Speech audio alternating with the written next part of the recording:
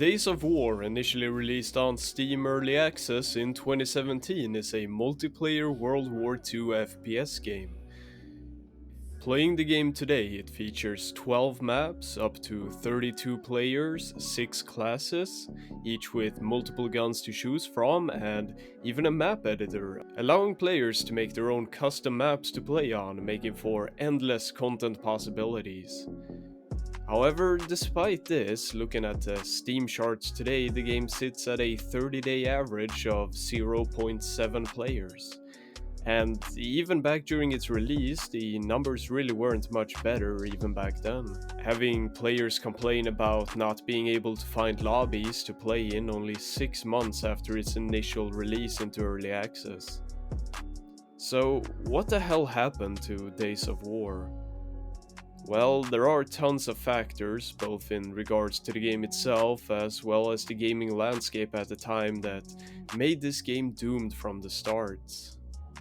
To start, as I previously mentioned, playing the game today you have 12 whole maps to choose from, which is a decent selection for most indie-style FPS games like this. But back in 2017, this certainly wasn't the case. When the game first launched into early access, it only featured 4 maps, one of these being an unauthorized copy of a map from the game Day of Defeat. So when Valve got a hold of this information a few weeks after Days of War's release, the game was taken off Steam, completely halting the very crucial initial community growth. The map was later removed and the game was put back up on the store, but despite being a somewhat basic FPS game with now only 3 maps to play on, its developer chose to charge $20 for the game. This steep price tag for what at the time was such a bare-bones project helped scare away a lot of potential players.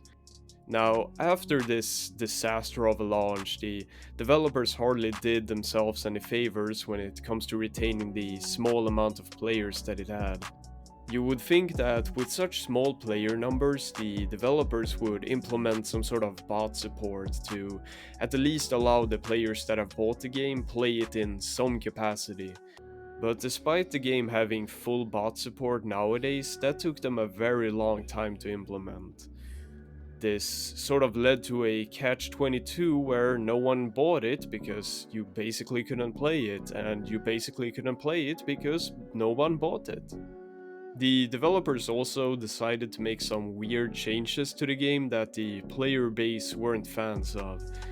For some reason, they decided that they wanted to make the gunplay more like Counter-Strike and remove ADS from every weapon that didn't have a scope, like sniper rifles. Now, the reason that the gunplay works so well in Counter-Strike despite ADS is thanks to every gun having very distinct spray patterns, something that Days of War failed to realize. So instead of optimizing the guns to implement spray patterns, the developers just removed the ability to ADS and increased the recoil. This made the gunplay completely broken and it made it almost impossible for players to aim with most of the guns. I will however note that ADS has since been brought back if you decide to play the game today, but at this point the damage had already been done.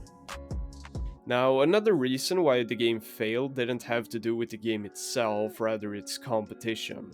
Back in 2017, World War II shooters oversaturated the market almost as much as the early 2000s. Aside from Days of War, you had Day of Infamy, Battalion 1944, Call of Duty World War II, and both Postscriptum and Hell Let Loose were announced to be released soon. So, comparing these games, Days of War offered very little content, empty lobbies, and almost a non-existent community for around the same price as a lot of these other games. So, it is no surprise that a consumer looking for a World War II shooter wouldn't pick up Days of War, since there really wasn't any reason to. But despite all the mistakes and failures throughout the years, I do have huge respect for the developers of Days of War, because it actually ended up getting a final release.